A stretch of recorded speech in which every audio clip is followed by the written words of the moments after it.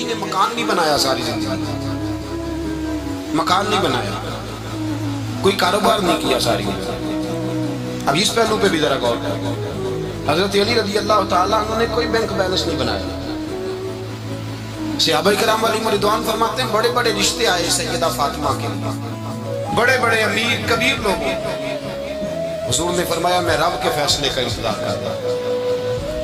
ایک دن تینوں یار ان لوگوں کا خلوص دیکھے مولا علی کے ساتھ، حضرت ابوبکر، حضرت عمر، حضرت عثمان۔ حضرت علی ایک یہودی کے باغ میں مزدوری کر رہے تھے تو وہاں گئے اور جا کے کہا علی تو حضور سے سیدہ فاطمہ کا رشتہ کیوں نہیں طلب کرتا؟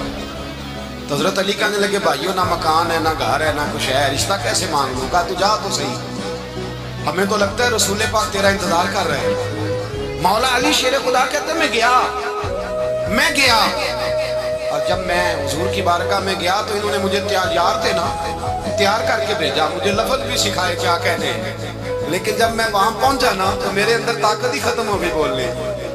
سلام لے کے تو حضور کے پاس بیٹھ گیا، حضور نے فرمایا علی کیسے آئے ہو؟ تو میں خاموش، پھر پوچھا کیسے آئے ہو؟ میں خاموش، پھر پوچھا کیسے آئے ہو؟ میں خاموش۔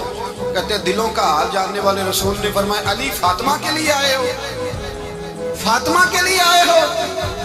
حضرت علی کہتے ہیں میرا جواب بڑا نرالا ہے۔ میں نے کہا حضور وہ تینوں میرے پاس باغ میں گئے تھے، وہ تینوں گئے تھے، مجھے انہوں نے بھیجا ہے۔ کہتے ہیں رسول پاک مسکرا دیے، فرمایا علی انہوں نے نہیں تجھے بھیجا، رب کریم نے فاطمہ کا تیرے ساتھ نکاح کر دیا ہے، تیرے لیے فیصلہ ہو گیا ہے، فاطمہ کا تیرے حق میں فیصلہ ہو گیا۔ حضرت علی سیدہ فاطمہ کو بیاہ کے لے گئے تو حضرت زید بن حارثہ کے مکان میں کوئی مکان نہیں۔ او بھائی تو دولت دیکھ کے بیٹی کی شادی کرتا ہے، سرمایہ دیکھ کے پھر دعا کراتا ہے، دعا کرے اللہ میرے داماد کو ہدایت دے دے۔ میرے رسول نے بیٹی کی شادی کی تقوی دیکھ، پرہیزگاری دیکھ، دینداری دیکھ، اس شخص کو بیٹی دی جو السابقون السابقون کے درجے میں شامل، جو ان الذین آمنوا وعملوا الصالحات اولئک هم خیر البریہ کے درجے میں شامل، ان کو اپنی بیٹی دی۔ حضرت علی شیر خدا رضی اللہ تعالیٰ عنہ فرماتے ہیں کہ سیدہ فاطمہ الزہرا کو میں بیاہ کے لایا، سارے گھر کے کام حضرت فاطمہ نے کیے، میں مزدوری کرتا 2 گھنٹہ یا 1.5 گھنٹہ، زور سے اثر کے درمیان کام کرتے، 2 کلو کھجوریں ملی تو مولا علی نے اٹھا کے اپنی کمر پہ رکھی۔ باغ کا مالک کہنے لگا علی تھوڑا کام اور کر لو، فرمایا 2 کلو ہو گئیاں بڑی ہیں، 1 کلو میرے بچے کھائیں گے، 1 کلو مدینے کے غریب بچے کھائیں گے۔